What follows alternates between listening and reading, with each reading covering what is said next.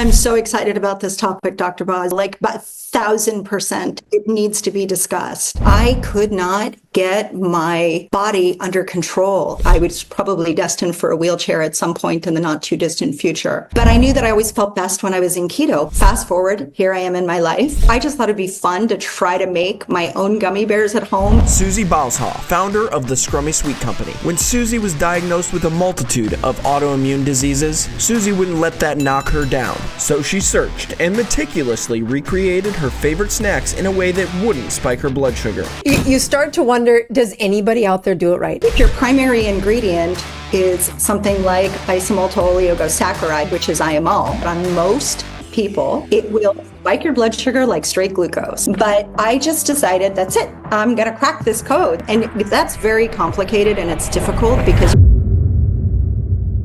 there are lots of businesses out there in the world of improving health. But when a business enters into this nightmare and scrutiny of how do you tell if it's a good business or not, one of the discussions is to look at an ingredients list. Today I have my friend Susie, who's actually my neighbor here in Tampa, Florida, who has a wonderful business that I got interested in because so many of my patients struggle with this. In recent weeks, we've had some heightened conversations about things that end up inside a product that might not have been intended. And Susie has an excellent, origin story about how this became so important to her. First of all, welcome to my channel. Welcome to my show, Susie. It's great to see you. Thank you so much for having me, Dr. Boz. I'm such a fan. I for so many reasons, which we'll talk. Yeah, honestly, you have a story that is connected to what many things were hidden behind an exam room door for many years. And that is, you've had a history of some serious health problems. So why don't you start by saying what attracted you to this world of a ketogenic diet? And then what led to this really brave moment where you said, I'm going to make a company that solves this problem? Well, it's an interesting story. So I've had health problems for many, many years, and I undiagnosed, and I just didn't know what was wrong with me. I did a whole food plant-based diet. I was vegan for 4 years, and I was super compliant. And the first year, I felt great. The second year, not so much. By the fourth year, I was falling apart, like literally. And I ended up doing a 40-day water fast, a medically supervised water fast at a facility in Northern California where they're very plant-based. So I noticed a lot of amazing things during that period of time, and they really skipped over the ketogenic aspect of it completely. That wasn't what it was. It was the water fasting and right? So then I was like fascinated by this because it restored a memory situation that I had that was pretty intense. Later on, only 2 years ago, I found out that I've had Lyme probably for a couple of decades. And I didn't know, but it explained a lot. And then I also have a loose connective tissue disease. I have lipedema with secondary lymphedema because my lymphatic system's been damaged over the years from the lipedema. I was quite progressed, and my ability, my movement was greatly diminished, and I was probably destined for a wheelchair at some point in the not too distant future. And I was trying to figure out what to do about this body situation because I also had Ehlers-Danlos. I don't want to create a whole bunch of technical things people have to look at, but it's basically, it really comes down to cellular dysfunction at fascia and tissue level that's so deep that it's just horrendous. So, which led me to the ketogenic diet. I really wanted to handle my body more at a cellular level. And from what I understood, and I'm a researcher, a deep researcher, I'm always reading studies and trying to find stuff out. And my memory stuff was the thing that really led me to research that deeply, which also led me to the research on seizures and the ketogenic diet. And I was like, from a brain health standpoint, I was enthralled. And I was like, this is everything, because I've always been sharp. I've always been very, very good at my job. And I was slipping and like baseline slipping. And people are like, oh, that's normal. And I'm like, I don't I don't think so. It can be, yeah, I always used to say, yeah, they can hold it as normal, but I don't want to hold it as normal. And I don't want my patients to hold it as normal. No. And that's exactly how I felt. It was so intense for me. And I would forget people's names. And I'm not talking about somebody I met once. I'm talking about people that I've known for 20 years.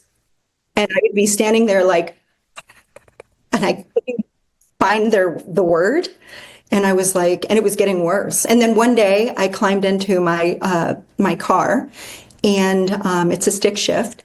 And I sat there looking at the pedals, and I literally I didn't know which pedal I was supposed to do what with. I was like, why are there three pedals? What am I gonna? And I didn't even tell my husband. I was so horrified by this. I just told him I don't like driving the stick anymore because it's a lot of effort on my legs, and I get tired driving. And he was like, okay, because I wasn't well anyway. And meanwhile, I was behind the scenes deep diving into keto and Alzheimer's and the fact that it's considered like type 3 diabetes. And yeah. And you just touched on several things that when people show up and they say it's an autoimmune disease, it's just affecting my skin. It's a connective tissue. It's just, disease. It's affecting my joints. As an internist, I mean, the cellular impact is how you actually fix it. Like the root cause is to get the cell functional. That it happens to be landing on, the diagnosis of Ehlers-Danlos or the diagnosis of lipedema, endolymph. That's future self's problem when the origin was, why is the cell sputtering so much at its basic function? And so good job that you kept diving deeper to, well, if it can affect the brain, and then, the lies we tell ourselves, like I'm fine, and are often first whispered to the ones that we are closest to. So to tell your husband, I'm just not well enough. It's true. That's true. But there was a deeper lie that said, no, you have gotten worse. And without a real improvement, your life was about to not be the life you were living for. No. And I really was desperate. I mean, I have 4 kids. They're all grown. I have 4 grandchildren, 2 on the way. So like for me, that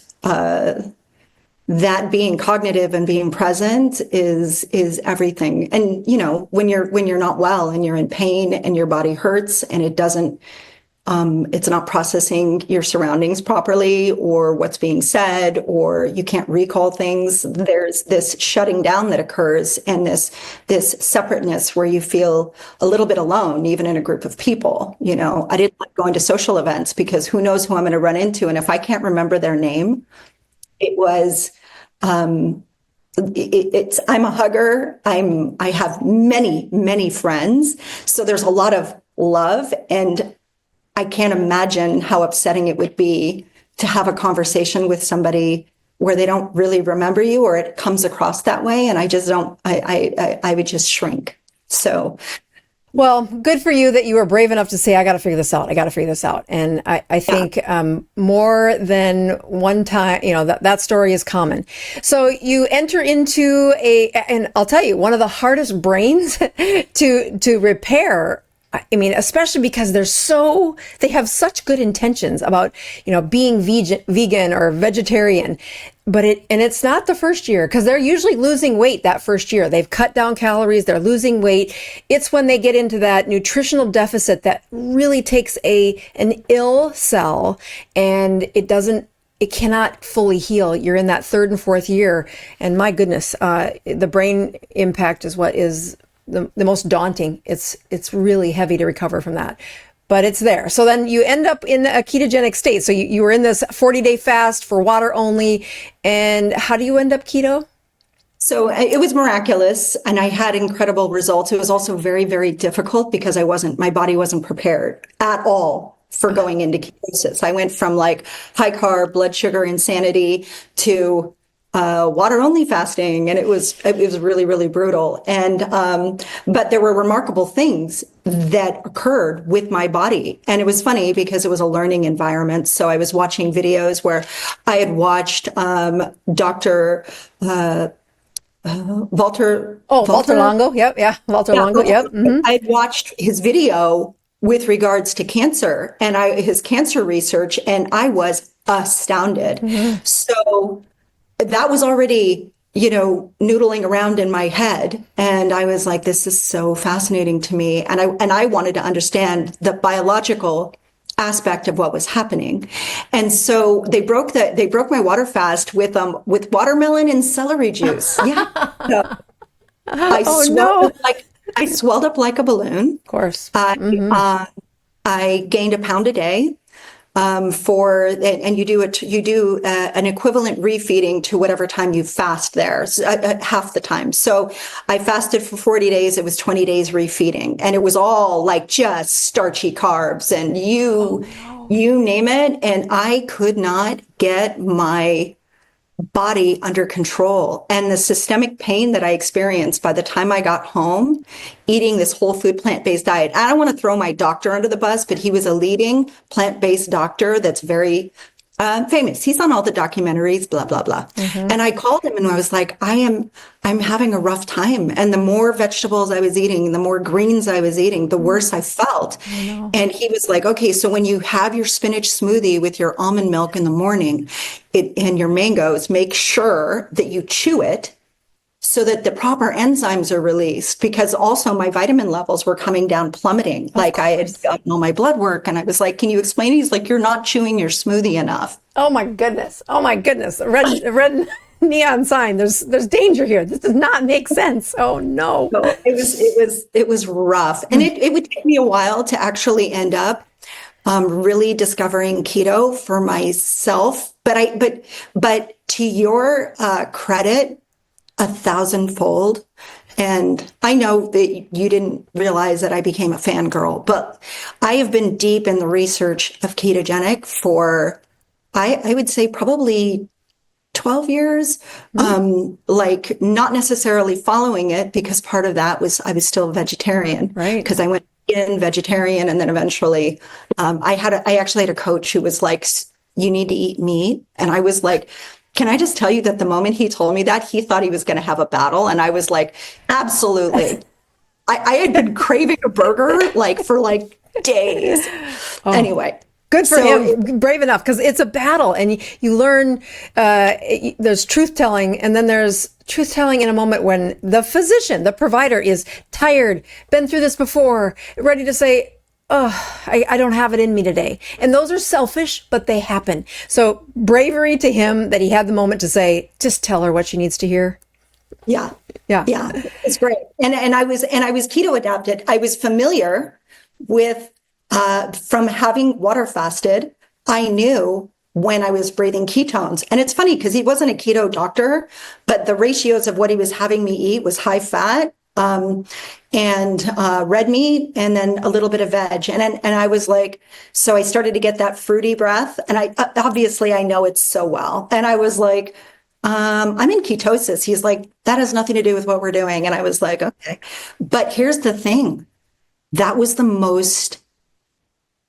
it was such a beautiful Christmas. I cried. I was sitting around my family, and it was the first time it gets me choked up. It was the first time in years that I was present with my children, with my family, experiencing the joy and fully in the moment. And it was such a simple, stupid thing, but it was so overwhelming for me in a beautiful way. And I was like, oh man, this is where it's at.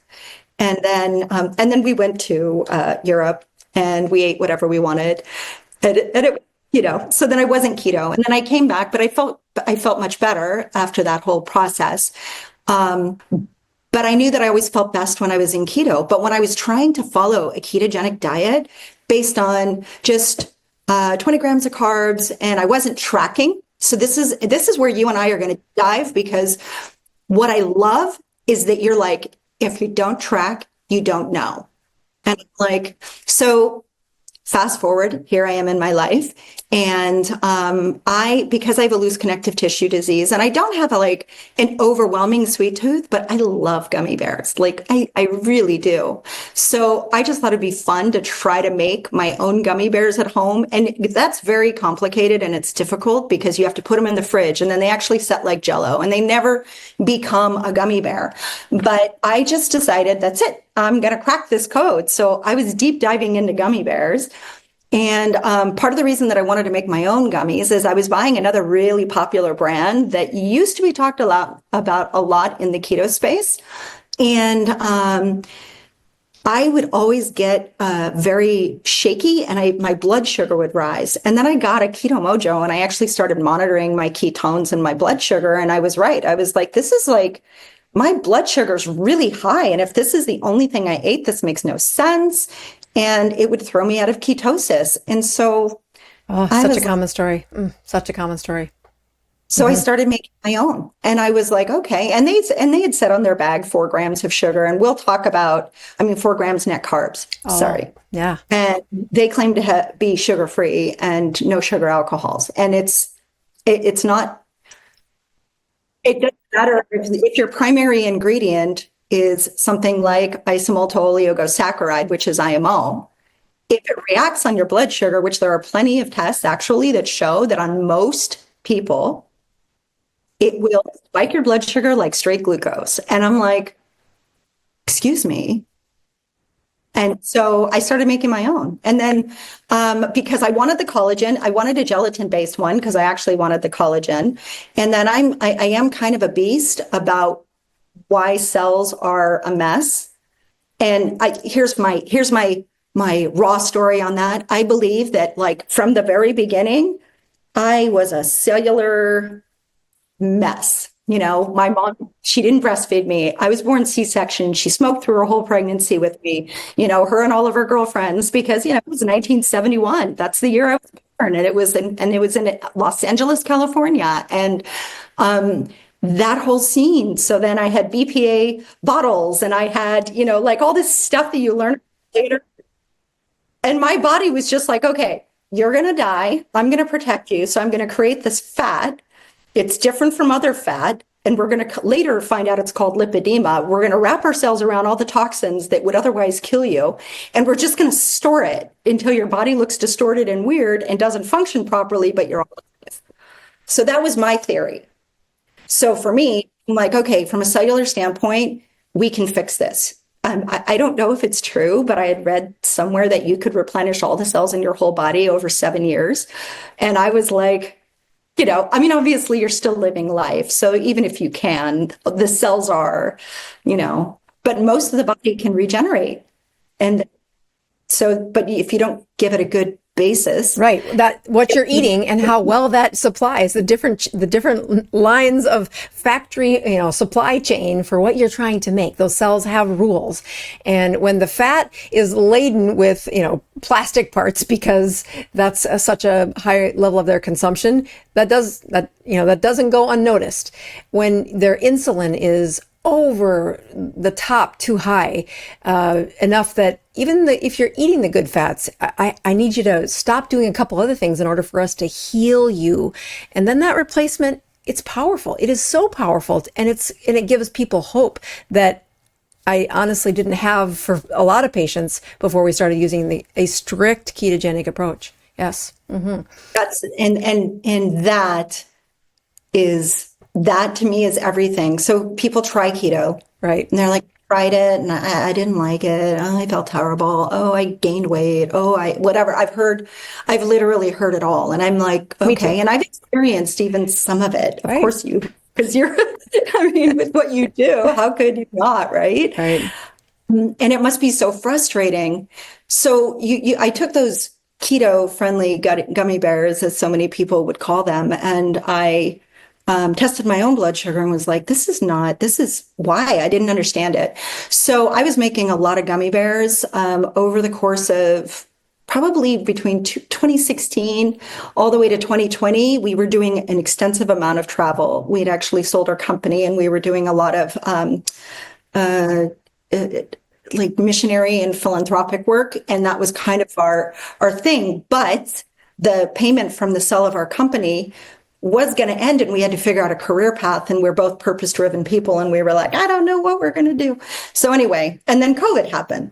So, and I had been making gummy bears in between our travels because it was a nice for me, a little bit of protein, a little bit of collagen, and not too overly sweet. And I could control the ingredients. And then while people were baking in 2020 all over the year, I was making gummy bears, and I was making a lot of gummy bears. And then my husband said, you know, these are really good. We should bring these to market. And I was like, even I don't even know how you do that. Like, so it was the beginning of a journey. But a year later, our first iteration was on grocery shelves. And here's what I knew. I knew with me that that it didn't. By then, I was testing my ketones, and I was definitely trying to do a good ketogenic diet. I couldn't do. It's interesting because I couldn't do a therapeutic level because I would just feel so rough, but my body seems to like producing ketones.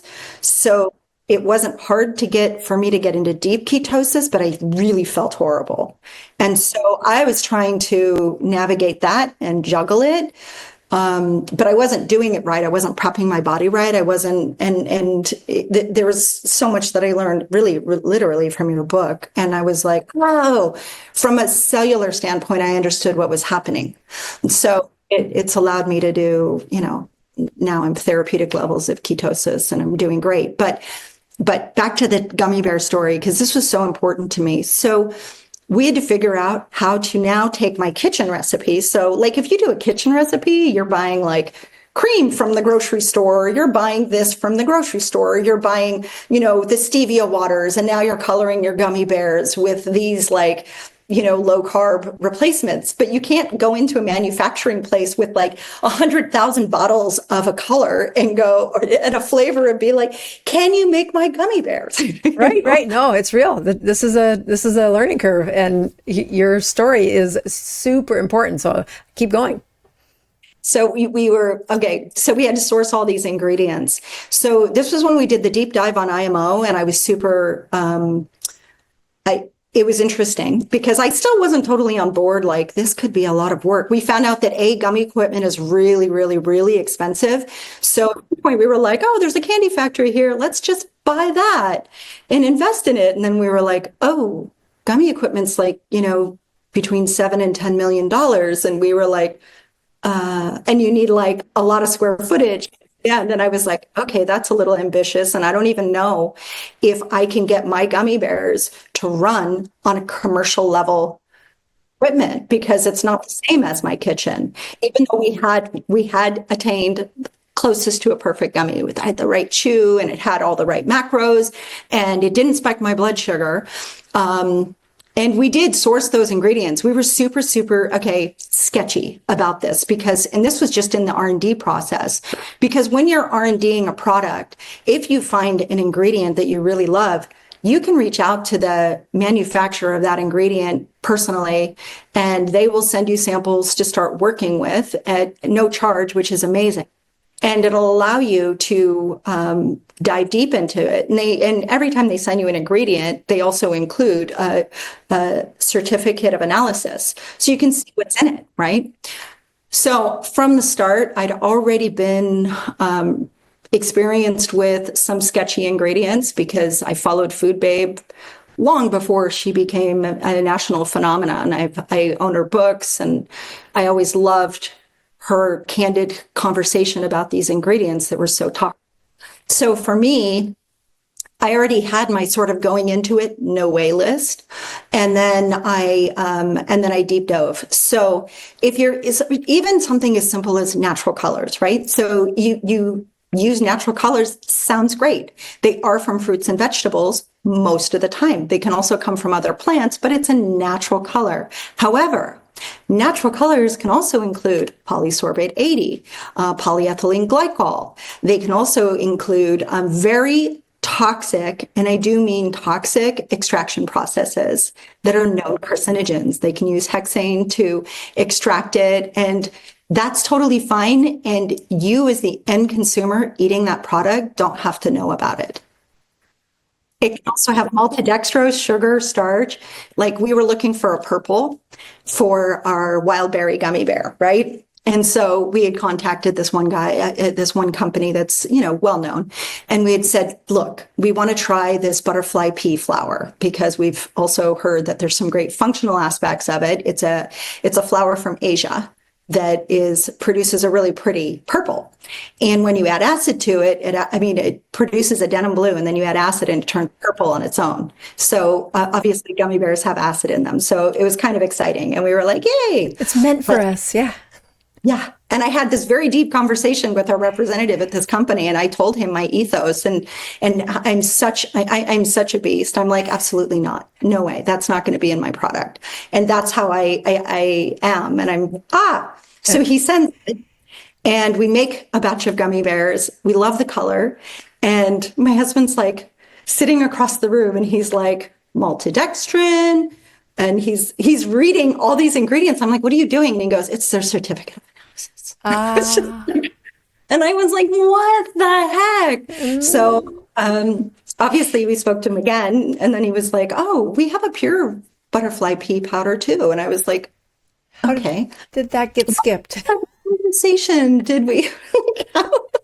I've been to the same lesson. One of my favorite places was early in my story of trying to make products. And again, it is the attempt at being transparent while still saying, well, I want what's best for the customer as well. I mean, there's a balance of quality, and you've got to have something that actually sells, right? So yeah. I'm sitting there fielding questions about why I don't want to add about 40 other vitamins to my label so that, well, I'm like, why would you add all those things to this product? Well, they're healthy for you. I'm like, you have such a tiny dose. Even if I took the whole bottle, you're still not benefiting. It's a marketing nightmare. And yeah. Then the deception to the patient is, it's huge. It's not like the FDA where I can say, here, I'm going to prescribe this. This is what it's coming from. I've had a layer, and I know the FDA has plenty of problems, but when you're writing prescriptions, at least I can say, yeah, they've had to go through quite a few checks and balances. So you get these like spectrometry, I don't know if it was mass spec or whatever they were using to look at your products, only to find that that R&D was now back to square zero before you could launch forward. So, yeah, I mean, we didn't have to test. We read the ingredients ourselves, so we already knew.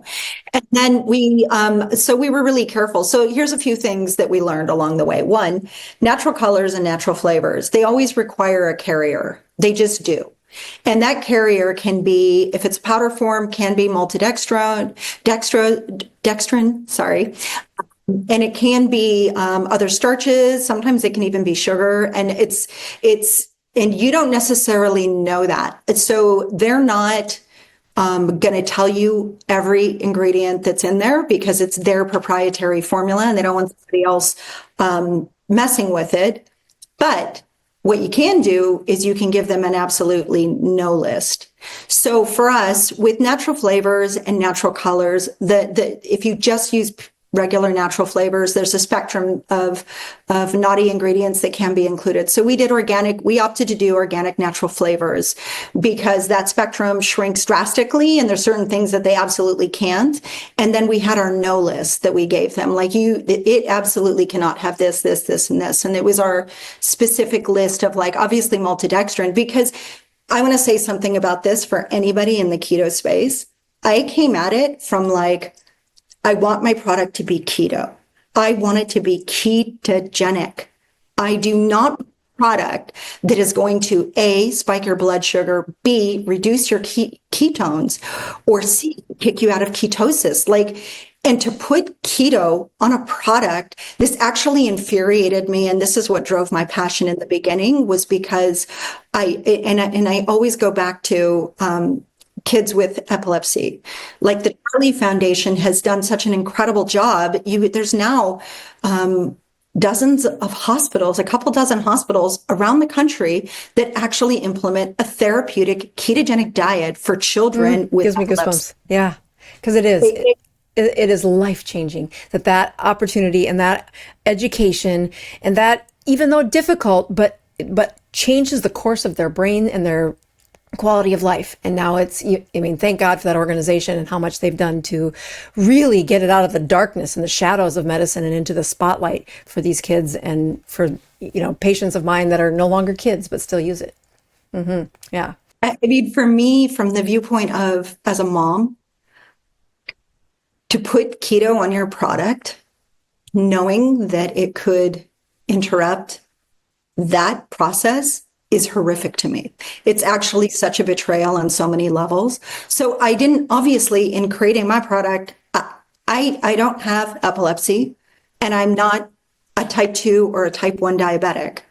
But I do track my glucose, and I do care about that. And for sure, insulin resistance, absolutely. And I do track my ketones because I personally was trying to solve the mystery of how to get this body into therapeutic ketosis so that I could actually have maximum healing while I'm trying to rebuild a very broken body. So so I reverse engineered it, where I think people come into the space where they're like, keto's hot. How can we make money off this? Okay. Put sugar on the label. We're going to put this on the label, but and they don't care if it spikes your blood sugar, if it throws you out of ketosis. Whereas me, I was testing, and I was testing all my competitors, and I was really deep diving into how, and the more I deep dive, to be honest with you, the more betrayed I felt and the more pissed off I was. It's terrible. It is. You start to wonder, does anybody out there do it right? And I think that was what was so exciting about watching your story. Again, I was introduced to you kind of later in the career of your company or in the life of your company. And when I had so much skepticism for anybody who was trying to do this, that, I mean, personally, I had said, if it's a sugar substitute, even knowing the research behind allulose, I was like, just don't even put that sweetness on my tongue. I can't do it. I mean, it's gonna do what every other single one has done for me, and so many of my patients have been derailed with the hypnotism that they could have this little thing that did way more to their body than the marketing said. So lay out how we can start with gummies, because I think that's a great place. It has such a great origin, but also how you've found how your product impacts the truly state of ketosis versus what some of the others did. Oh, absolutely. So the thing about gummies, which is great. So gummies it's not a perfect product. It's still a candy. My goal was to create a candy that anybody could truly enjoy regardless of whatever path they were on, just like I wanted. When my daughter was really, really young, she was hypersensitive to sugar. I didn't know anything about diabetes. I didn't know anything about anything. All I knew is that if she had sugar, our day would be destroyed. Like, she would just be sobbing and dramatic and nothing could fix it.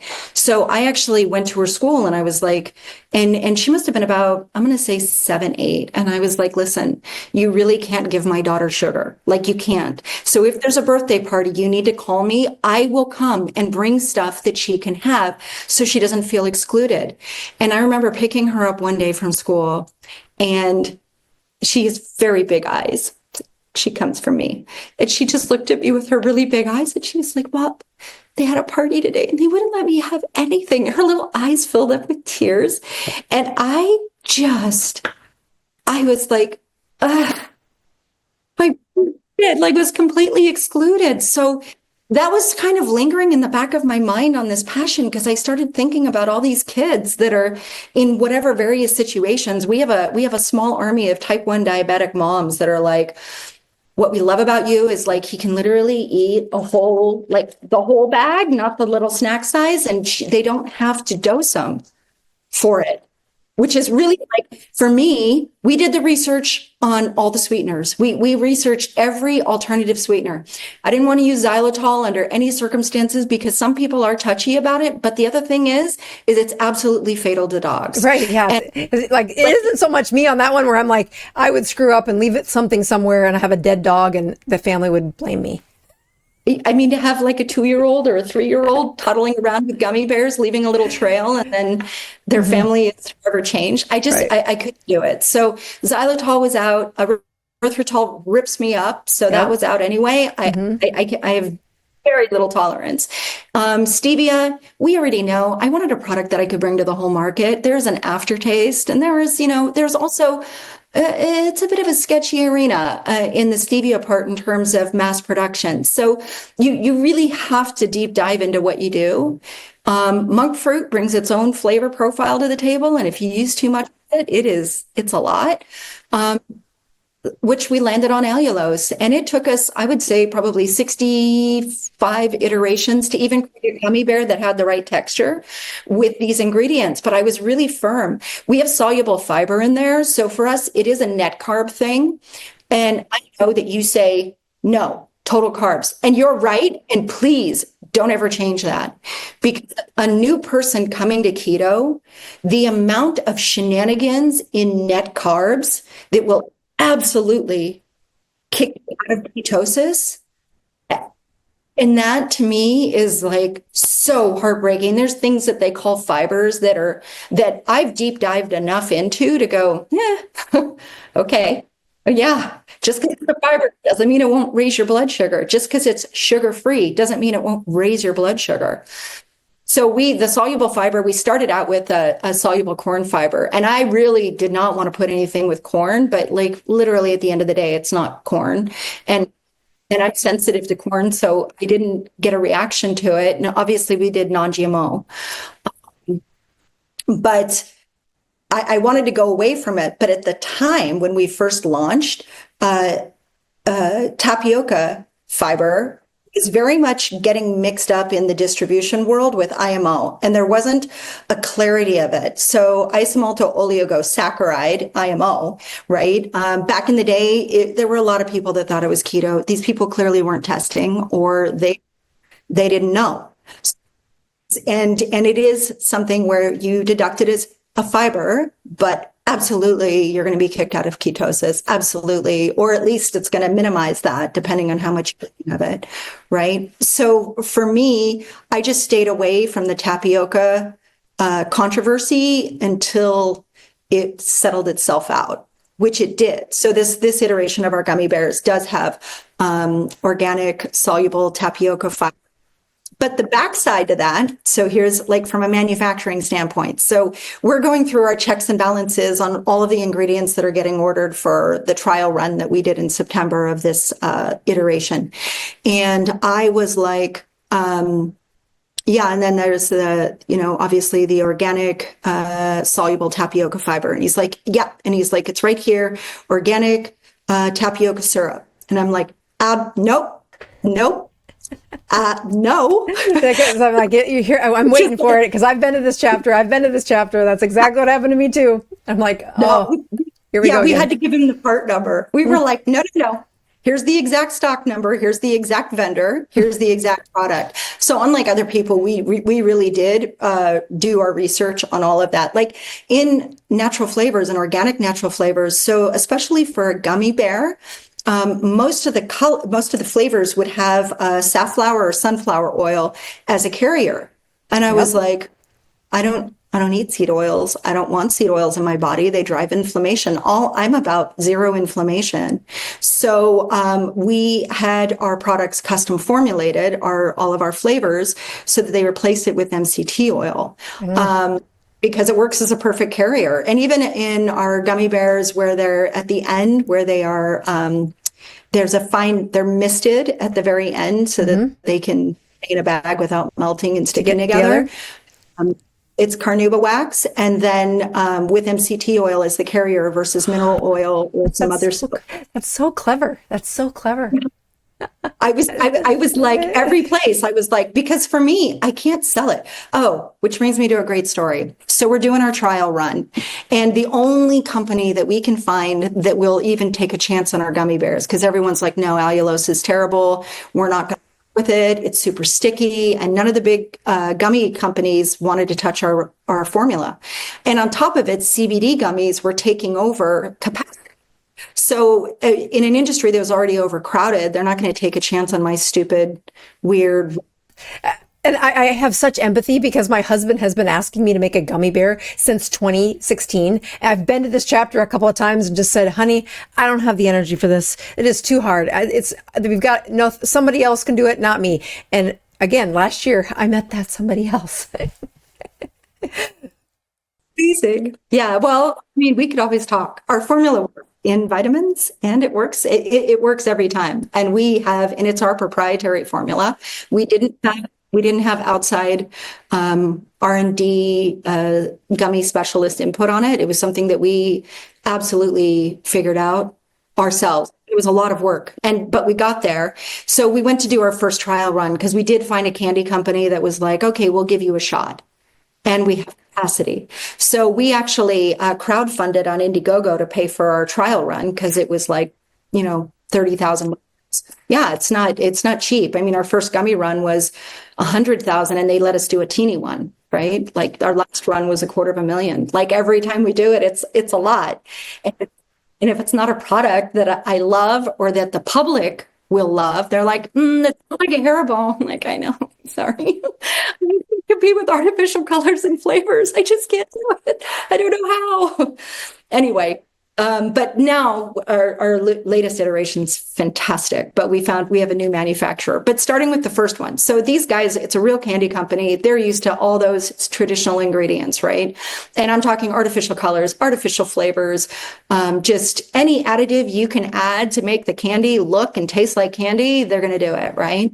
So we do our trial run. They were fairly colorful, but they had this foamy back on all of the bears. So when you held it up, they weren't see-through like a cute gummy bear should be, right? I'm just going to pour these out while I talk. But they should be cute and they should be like an actual gummy, right? They should be just like so cute and adorable. And the green should look like green. But on the back side of these little suckers, it was this white foam, which was very, one, non-appetizing, and two, gross and weird. And it also made it a little tough. So we're talking to them afterwards about what went right, what we need to change for the big run. And I was like, so what do we do about this foamy back? And they were like, oh, we have an anti-foaming agent. We just put a little in there and it'll clear them right up. It's beautiful. And I was like, no. And literally their response, they were like, no, don't be worried. You don't even have to put it on your ingredient label. So now again, from the viewpoint of a consumer, I was just like, is that what you think I'm mad about? You think I'm mad that I would have to put another ingredient on my label? I'm mad that I would put something that I know for a fact is toxic because I am familiar with it and it's a disgusting ingredient and a potential carcinogen. So I was like, no. I eat my own gummy bears. I give them to my grandchildren. Do you think I want that ingredient in my food? And they were like, but okay. So literally my husband was like, let me into the kitchen. I will. And it's a huge commercial kitchen. He was like, show me your process, walk me through it. So he actually helped them develop an alternate process, but they were like, it's going to take longer. And I was like, not my problem. Right. No, and honestly, there are places where when you are trying to coax people out of the depths and darkness, and I hope people can capture where you came from, because I think that is the only way that you can have grit to get through the obstacles required to do something that you can live the rest of your life proud of what you're producing, not just, oh, I got through another set of bills. And I think that core and authentic drive, well, first of all, it's rare. I mean, I look at some of the products that I've, played with, and I just did them as gifts to friends for the longest time knowing there is no way that I will have the ability to put this on the market because it'll be so stinking expensive because I skip all the things that make it cheaper. And in the end, you do find a way, but it's only if you've got this heart for, look, I want my sister to buy this. I want my kids to buy this. I want the patients who are type 1 to say, there are places that you can have, you said something very powerful earlier, which is when people are at the early part of a ketogenic diet, it's like asking somebody who's an alcoholic to run the bar. If you're putting too much sugar or too much processed food on their palate, on their tongue, their brain will want it and crave it. I tell people at the beginning, you don't realize how sweet you've got your life. And on a ketogenic diet, we take all that away, and it takes a while for the replacement taste buds to signal that you don't need things that sweet, and that sour is this thing that actually has a nice response on your tongue, and you haven't touched it in so long because the sweet is just over pummeled with our environment. And then they get to the next chapter of being keto, which is, I've been doing this a while, and I would like something small that isn't going to completely derail me. And I really have been, I'm the first one to say, if you're new to keto, stay the heck away from sweets until you can feel safe there. And when you go back to sweets, it is not the chocolate cake. I know people say, yep, once a year I get to have anything I want. I'm like, okay, I'll let you have that once a year on your birthday. But my true, disciples of how do you repair a body, they look for something that isn't going to be this burst of insulin, which is what their body overproduces. And then, of course, it's the swelling, which is what you had when you reintroduce those foods after 40 days. The cells just balloon. They are not healthy enough to stretch and respond and to modulate that water, that fluid intake. And they can feel it. They can see it. And when you look at foods that are designed well, and I just have to give you again, I'm so excited to show my audience, when you're in the season where you can allow yourself, a handful of gummy bears that are not overly sweet, that are made from ingredients that are not going to send you off of the edge. And then more importantly, when you're raising kids, where they seem to have no options in today's marketplace for foods that that do look and smell and feel like candy, but they aren't filled with the toxic things that you shouldn't give to your dog, even when it's not. Yeah. Right. I mean, I really wanted to create a product that appealed to children and that also appealed to, to adults as well. Like when I did my branding, like this is our branding. This is temporary packaging because these are what we just made at our new facility, which is, believe it or not, they use all organic manufacturing carriers and processes, which is what my original dream was. And then it's an allergen-free facility. So I can actually have that allergen-free certification for children. Like these are, for me, I have 4 kids. Like I said, I have 4 grandchildren and 2 more on the way. And my oldest granddaughter, thank you. My oldest granddaughter is 19. My grandson is 15, my oldest ones. And then the little ones our littles are 3.5 and almost 4. And like, you're going to go to the movies. You're going to go to Disney. You're going to go to birthday parties. When your kid goes to a birthday party, if they feel the pressure externally from the environment to eat something that, even if you've done the best helping and guiding and all of that desire to belong, to be a part of, and to participate in that joy is very real. Right. It is. It's very real. I've been options that you can give them. And when I was surveying like all my Facebook friends on like, in my little packaging, they were like, well, with all those healthy ingredients, I think it needs to look more like it's healthy so we know it's healthy. And I was like, no. Just so you know, your kids are tired of going to school with snacks that look like boogers. They want to go to school with candy and they want to feel like a regular kid. That's so perfect. Like, yeah.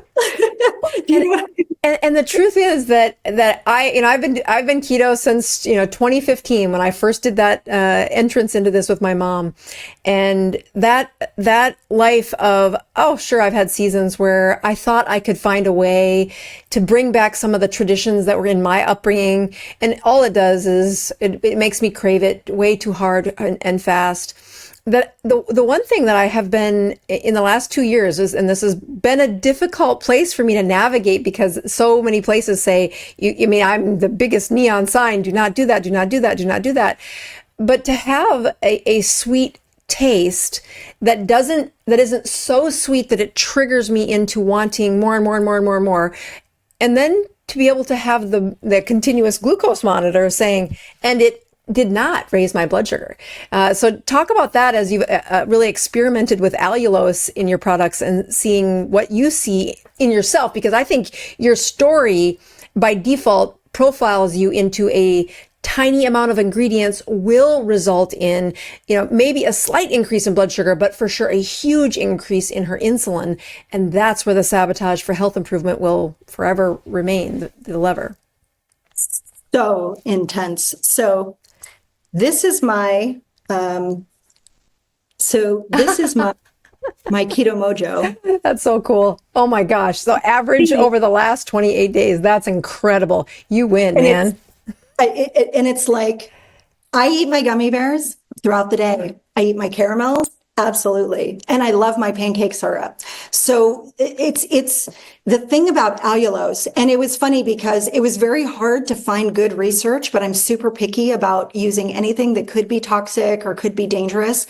And, but I'm a really good researcher because of my background prior to this arena. I actually, and I hate to say it now in 2024, but I used to be an SEO expert. But we're talking about 1999, 2004. I wrote a book and other people quoted me, and I knew that business big time. So my grasp of navigating search engines is pretty awesome. And then obviously it's gotten harder in the last 4 years, and I won't get into that. I'm not going to get political here at all, but it is harder. So I go straight to, the study sites to actually get information. So what I was finding about allulose is, one, that small amounts of it, when taken with a meal, can actually reduce the glucose spike, which blew my mind. And you have to understand, like, I had friends that I was able to test our products on. So one of my friends, her son is type 1 diabetic. And he told me what his experience was when he had Smart Sweets and his blood sugar shot up over 300 and he didn't even eat the whole bag. And that was actually kind of the turning point for me where I went from like, we should do this as a business, to actually pissed off and no, we're definitely doing this, because it's not okay to tell somebody that they're going to be okay with your product when they're not.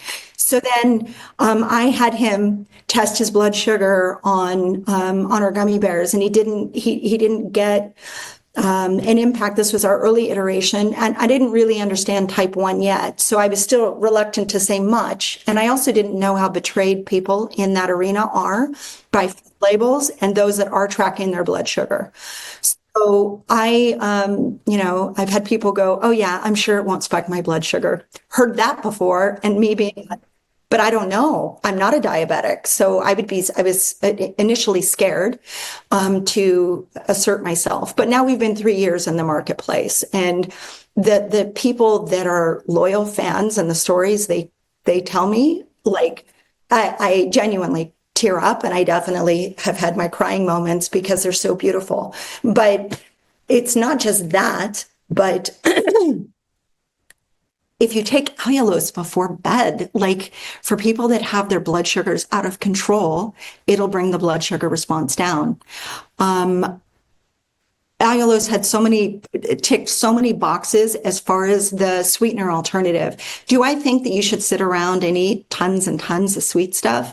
Absolutely not. And the other thing about allulose, because it stimulates GLP-1, it actually, I don't binge. Right. Even that is, like, Rick Johnson's, he wrote the book about uric acid and is one of the big spokespersons for RX Sugar, a big allulose proponent. His research was the first time where I was so skeptical. I was like, I am not doing this again. I have been hypnotized into this. It means 15 times, 15 different sweeteners. I mean, I was like, never going to do this, swear them all off. And then to watch, again, my own research with patients saying, okay, here's a super sensitive person. Every time they do this, their blood sugars rise, their body reverses, their weight loss stops.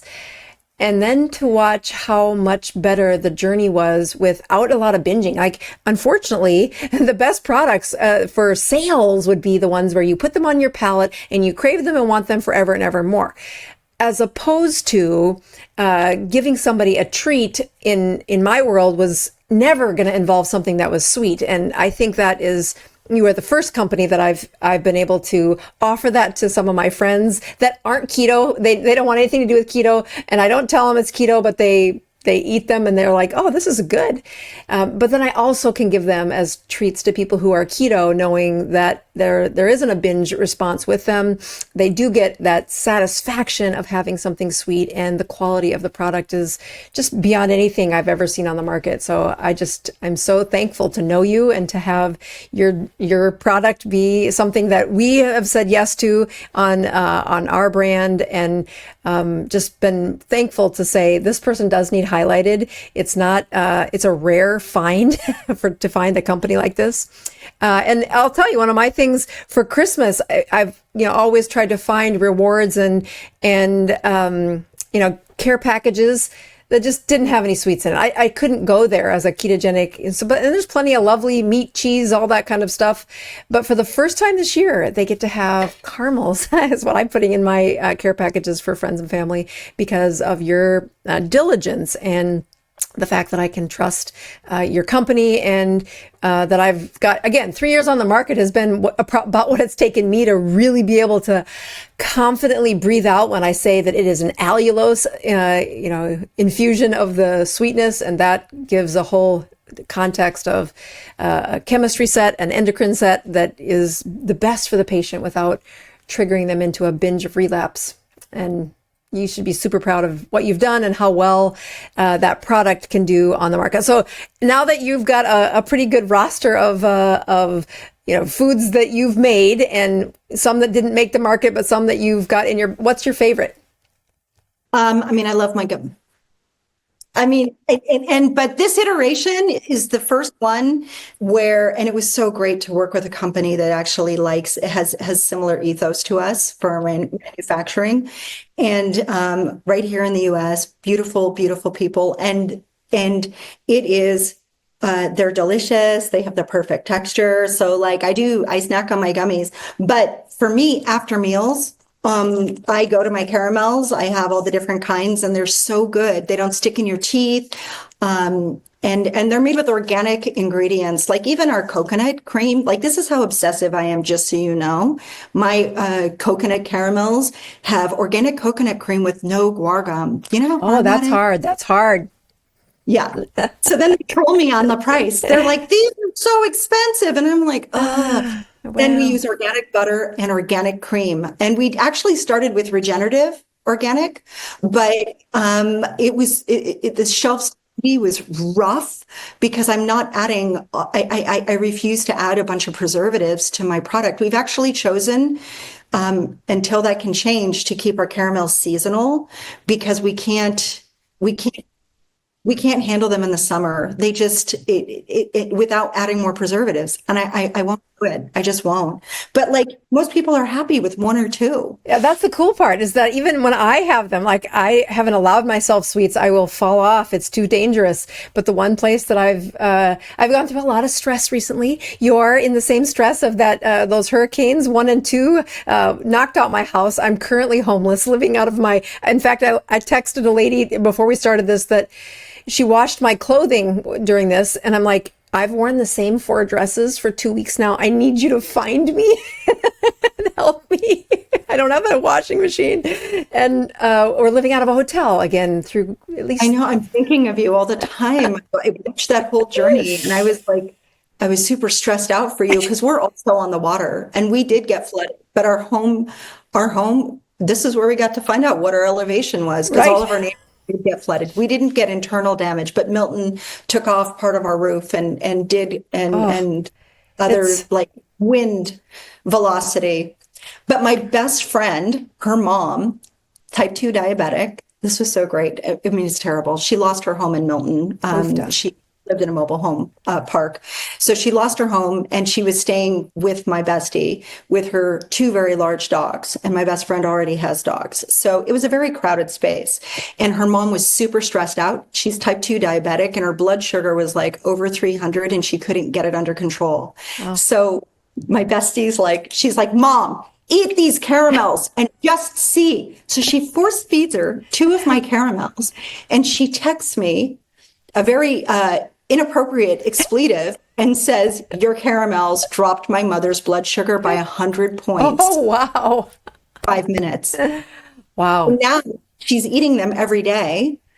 And I was just like, Yeah. I mean, these stories, because this is life. People, you're going to have those moments, and to Right. have a charcuterie board where you're inviting all of your friends over and have a sprinkle of caramels or have little snack-sized gummy bears for the people that are actually trying to Not do that, right? It's exactly right. It's so great. Well, and Yeah, that is exactly what we want this video to come out as quickly as possible, because we think the holiday season is where people do say, I just have to cave into society. There are no good options. And I really want them to find you and your company like we have. Like I've said, oh, I don't need to have the other things in my house. Here's what I do. And I just want to say thanks for being diligent and improving patients right along with me. And that's an honor. You're so welcome. Yeah, and our pancake syrup. I'll just say one thing about it. And I know this isn't a commercial, but I'm not doing it for that. So I'm a pancake lover, and I make carnivore pancakes, and I use them as carriers for copious amounts of butter. Like they're like butter transport system. But, and I tried all the different pancake syrups, and they either have ingredients that I won't personally consume, or they mess with my blood sugar, or they're gross. And it's like, I don't want any of those three. So I made my own pancake syrup, and I wanted a diner style pancake syrup, and I wanted it without caramel coloring, because caramel coloring is a very controversial ingredient, and depending on the caramel coloring is legitimately a carcinogen. So for me, I was like, okay, I'm just going to make a product. It only has 4 ingredients. It has Redmond's real salt. It has organic, natural flavor, and it's colored with just fruit and veg juice, and it's pure allulose. So now I'm like, there's 2 restaurants locally that carry it instead of sugar. Oh, that's so awesome. That's so awesome. So happy. Oh, yeah. Yeah. Put it on Honestly. chicken wings. You can put it in salad dressing. Like the way people are using it is actually blowing my mind. And they're like, no, it's a pantry item. So I use it for salad dressing, or I use it for carnivore cereal with the pork rinds kind of thing. That's great. Or I use it for this, or I use it for that. And of course, pancake syrup. Again, butter transport system. That's a new definition. We should make up a new word for that little thing that we call pancakes. Yeah. Well, you do win in the product of the year for my company. I was very, again, coming in with lots of skepticism and lots of years of patient setbacks, but not in the case when I've been using your products. So thank you for what you do.